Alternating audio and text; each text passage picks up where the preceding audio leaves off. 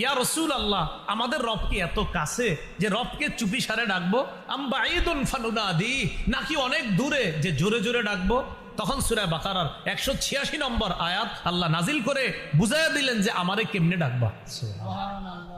সাহাবীরা কি প্রশ্ন করছে? আল্লাহ কি দূরে না কাছে? কি বলেন তো, কি জিজ্ঞাসা করছে? আল্লাহ কি হুজুর যদি কাছে হয় তাহলে কি আস্তে ডাকবো, আর যদি দূরে হয় তাহলে কি জোরে ডাকবো?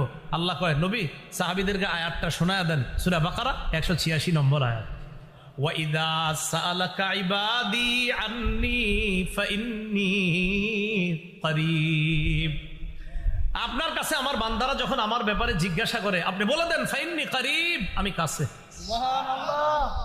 উজিবু দাওয়াতাদ দাঈ ইযা দাআন, আহ্বানকারী যখন আমাকে ডাকে আমি তার আহ্বানে সাড়া দেই।